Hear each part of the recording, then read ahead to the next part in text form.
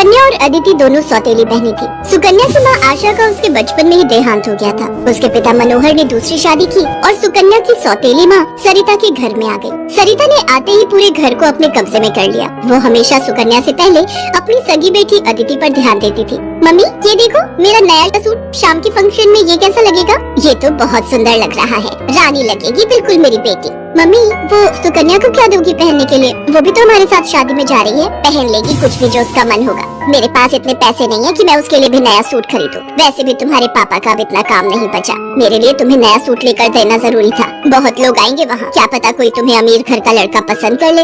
अरे सरिता, कभी कभी अपनी बड़ी बेटी सुकन्या के बारे में भी सोच लिया करो। वो बेचारी भी तो शादी लायक है। बस आ गए अपनी लाडली बेटी के बारे में चिंता करने। पता नहीं कौन से मनहूस दिन मेरी तुम्हारे साथ शादी हुई थी। जब से आई हूँ एक ही नाम तुम्हारे मुंह पर चढ़ा हुआ है। देखती हूँ सुकन्या सुकन्या। अरे तुम्हारी दूसरी बेटी अदिति भी कुंवारी है, वो भी तुम्हारी ही बेटी है। उसके बारे में भी कुछ सोचा करो। मैं हूँ जो पैसे जोड़ जोड़ कर अपनी बेटी को सूट दिलवाए हैं। अब शाम को चलने की तैयारी कर लो, बहुत बड़े बड़े लोग उस शादी में आएंगे। ये तो मेरी सहेली पुष्पा की बड़ी मेहरबानी है जो उसने हमें एक कार्ड दे दिया, वरना हम गरीबों को इस शहर में और इतनी बड़ी शादी में कौन पूछेगा। मनोहर को पता था कि सरिता का स्वभाव बहुत ही खड़ूस है, इसलिए वो चुपचाप अपने कमरे में चला जाता है। शाम को सब लोग शादी के लिए तैयार होते हैं। अदिति बहुत ही सुंदर सूट पहनकर तैयार होती है। सुकन्या के पास तो कपड़े ही नहीं थे। अचानक मनोहर सुकन्या के पास आता है। सुकन्या बेटी, ये ले, ये तेरी माँ की साड़ी है, तू ये पहन कर तैयार हो जा। देख कितनी सुंदर साड़ी है, मेरे संदूक में रखी थी, मैं वही ढूंढ रहा था और आज मुझे मिल गई। पिताजी ये माँ की साड़ी सचमुच, ये साड़ी तो बहुत सुंदर है। शुक्रिया पिताजी, आज आपने माँ की ये साड़ी देखकर मुझे बहुत खुशी दी है। हाँ बेटी, अब ये साड़ी पहनकर जल्दी से तैयार हो जा, देखना तब से सुंदर लगेगी मेरी बेटिया। सुकन्या अपनी माँ की साड़ी पहनकर तैयार हो जाती है। सब लोग शादी में पहुँचते हैं। सरिता जानबूझकर अदिति को ही आगे कर रही थी ताकि वहाँ लोग अदिति को ही देखें। तभी एक बहुत ही बड़े परिवार के लड़के आशीष की नजर सुकन्या पर पड़ती है। सुकन्या बिल्कुल अकेली खड़ी थी। वो लड़का उसके पास आया और उससे बात करने लगा। हेलो, मेरा नाम आशीष है और आपका? जी मेरा नाम सुकन्या है।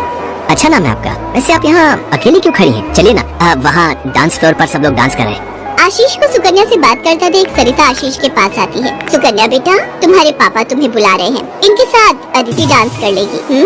अब हाँ, क्यों नहीं, प्लीज। मनोहर ने तो सुकन्या को बुलाया ही नहीं था। ये सब तो सरिता की चाल थी। थोड़ी देर बाद सुकन्या फिर से खड़ी थी। अदिति आशीष के साथ डांस करने लगती है। आशीष अभी भी सुकन्या की तरफ ही देख रहा था। शायद उसे सुकन्या पसंद आने लगी थी। आशीष पूरी शादी में सुकन्या से बात करने की कोशिश करता रहा, पर बार बार सरिता अदिति को बीच में लाने लगी। पर आशीष के मन में तो कुछ और ही चल रहा था। एक दिन जब सुकन्या घर के काम कर रही थी तो अचानक मनोहर के साथ आशीष और उसके माता पिता आ जाते हैं। सरिता, जाकर जल्दी से चाय नाश्ते का इंतजाम करो। घनश्याम जी अपने बेटे आशीष का रिश्ता हमारी सुकन्या के लिए लेकर आए हैं। क्या? सुकन्या के लिए आशीष का रिश्ता?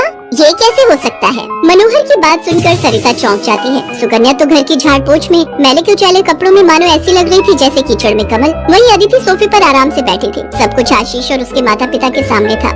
सुकन्या बेटिया, जाओ जल्दी से तैयार हो जाओ। अदिति, जाओ अपनी दीदी को तैयार कर दो। कोई जरूरत नहीं है तुम्हें उसे तैयार करने की। तुम उसकी नौकर नहीं हो जो उसे तैयार करो, अपने आप हो जाएगी तैयार। ये रिश्ता उसके लिए आया है, अदिति उसकी नौकरानी नहीं है। अंदर चल रही सरिता और मनोहर की बातें थोड़ी थोड़ी आशीष और उसके माता पिता के कानों में आ रही थी, इसलिए मनोहर बाहर आ जाता है। मनोहर जी, हमारे बेटे आशीष को आपकी सुकन्या उस दिन बहुत पसंद आई थी और वैसे भी हम आशीष के लिए लड़की ढूंढ ही रहे थे, इसलिए अचानक ही आपको मैंने फोन मिला दिया। मेरी सुकन्या तो बहुत किस्मत वाली है जो आप जैसे इतने बड़े घर का रिश्ता उसके लिए आया, वरना हम तो, मैं आपको क्या ही कहूँ। घनश्याम जी, आपने सचमुच मुझ पर बहुत बड़ा उपकार किया है। नहीं नहीं मनोहर जी, इंसान दिल से अमीर होता है। आपने अपनी बेटी सुकन्या को जो संस्कार दिए हैं वो किसी धन दौलत से कम नहीं।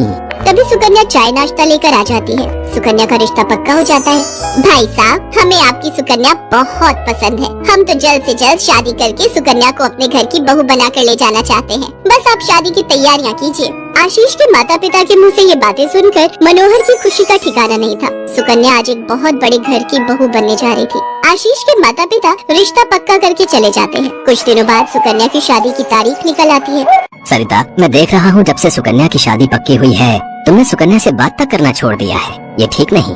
तुम अपनी बेटी की शादी करो, मैं इस शादी में कोई हाथ नहीं लगाऊंगी। ये रिश्ता मेरी बेटी के लिए था। मैं चाहती थी आशीष के साथ अपनी बेटी का रिश्ता करना, पर तुम्हारी उस सुकन्या ने सब काम खराब कर दिया। ये तुम गलत कह रही हो सरिता। सुकन्या के लिए आशीष के माता पिता खुद से रिश्ता लेकर आए हैं। तुम्हें तो खुश होना चाहिए। तुम क्यों सौतेलापन सुकन्या के साथ रख रही हो? तुम्हें तो उसकी सगी माँ बनकर उसे विदा करना चाहिए। मैं इसलिए तुम्हें उसकी माँ बनाकर लाया था, वरना क्या? क्या कहो तो मैं अभी ये घर छोड़कर चली जाती हूँ। बोलो।